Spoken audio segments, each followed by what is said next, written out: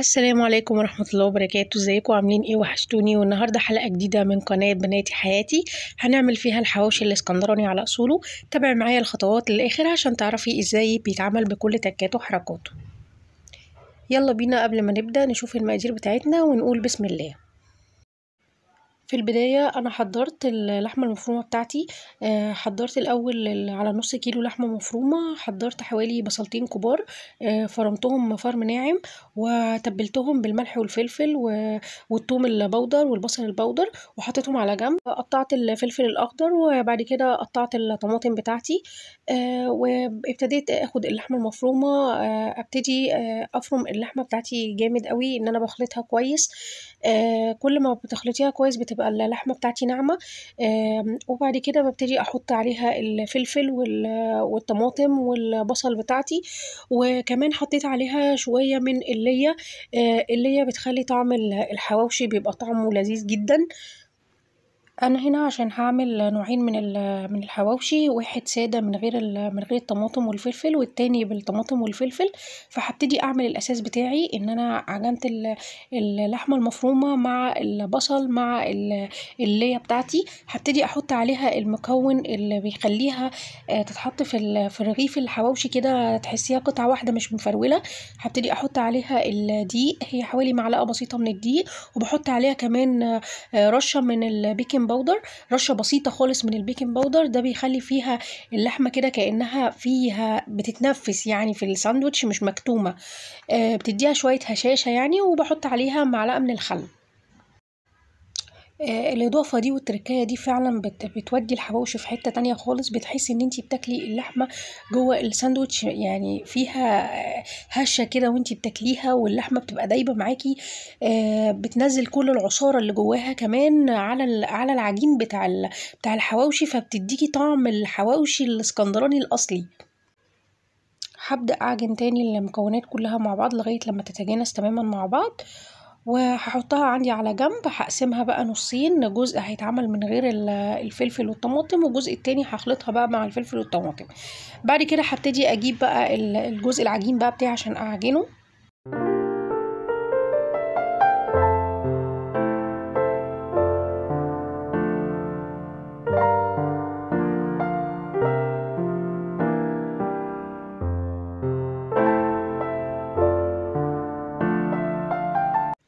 بعد كده هنا انا كنت محضره العجينه بتاعتي وكنت عجناها وسايباها تخمر. العجينه بتاعتي عباره عن نص كيلو دقيق، تقريبا 4 كوبايات من الدقيق. حطيت عليهم معلقة سكر صغيرة ومعلقة خميرة، وحطيت عليهم رشة ملح، وحطيت عليهم معلقتين من الزيت. وبعد كده نزلت عليهم بمية فطرة. المية الفطرة ما تكونش دافية قوي عشان ما تكسرش الخميرة، التخمر بتاع الخميرة. وهبتدي اعجنهم كويس جدا، وبعد كده اغطيها بالستريتش راب واحطها في مكان دافي كده لغايه لما تخمر شويه، حوالي تقريبا 10 دقايق. وبعد كده جبتها وبدات افرد العجينه بتاعتي. بعد كده ابتديت اقسم العجينه بتاعتي تقريبا لحوالي ست رغيفه بقى. يعني على بالنظر كده، يعني حوالي 6 احجام متساويه، يعني تقريبا عملوا معايا 6 رغيفه. عملتهم كور كده وبدات افرد كل كوره، يعني زي ما بتحبي بقى، يا تفرديها كده ككوره وتحطي فيها جواها يعني اللحمه المفرومه والخليط بتاعك، وبعد كده تفردي الساندوتش كده مره واحده.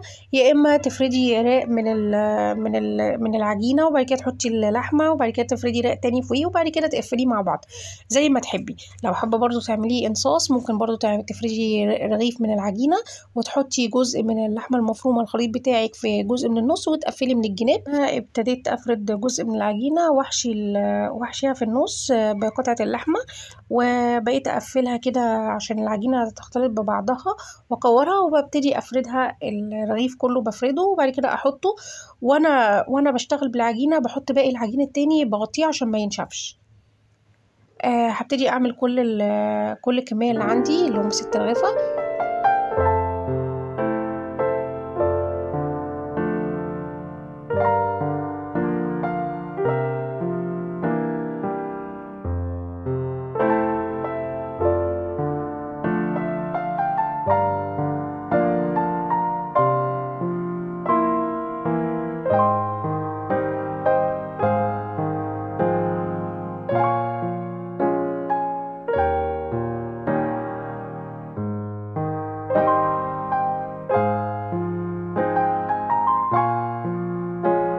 كده جبت الصاج بتاعي ودهنت الصاج زيت، يعني كمية كويسة من الزيت يعني عشان يتحمص شوية العيش من تحت، يديله التحميصة الحلوة بتاعته اللي بنشتريها من المحلات.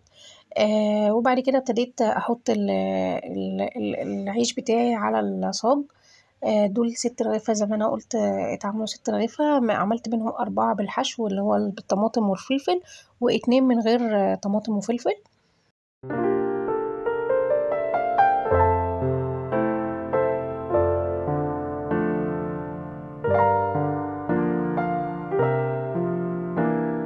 بعد كده هبتدي اجيب الشوكة وابتدي اخرم العجينة بتاعتي، عشان انا مش عايزة الرغيف بتاعي يقب يعني ويرتفع، لا انا عايزاه عادي.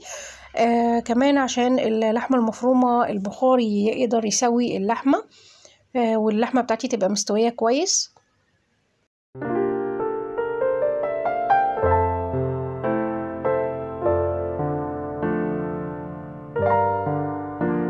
وبعد كده علمت اللي هو الرغيفين اللي هما من غير الفلفل والطماطم، حطيت عليهم جزء من قطعة اللحمة فوقيهم. وبعد كده ببتدي ادخلهم الفرن، هما ما بيقعدوش كتير قوي، يعني بكتير قوي تلت ساعة على الوش ده وتلت ساعة على الوش التاني، وبيطلعوا متحمرين كده زي ما انتوا شايفين بالشكل ده. بعد كده ابتديت ارش عليهم شويه زيت كده وشويه كركم عشان تصفر لي الوش. على اني ما كانش عندي بابريكا، ممكن كنت شويه زيت وبابريكا عشان تدي بس اللون احمر. وبعد كده لو ممكن كمان ادهنه بشويه لبن او بشويه لبن وبيض حسب اللي انتوا بتحبوه بتفضلوه. انا هنا كان عندي كركم فرشيت شويه كركم بس مع شويه زيت وبدات ادهن الوش.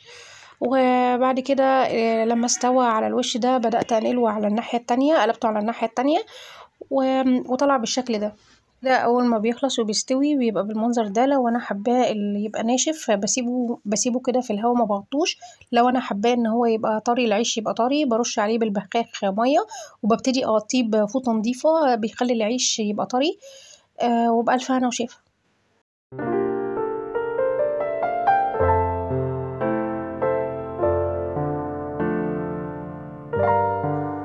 وده كان فيديو النهارده، عملت معاكم الحواوشي الاسكندراني بكل تكاته، ويا رب يكون الفيديو عجبكم. يا ريت تدعموني باللايك والشير والسبسكرايب، ما تنسوش تفعلوا زر الجرس عشان يوصلكم كل جديد. وبألف هنا وشفا.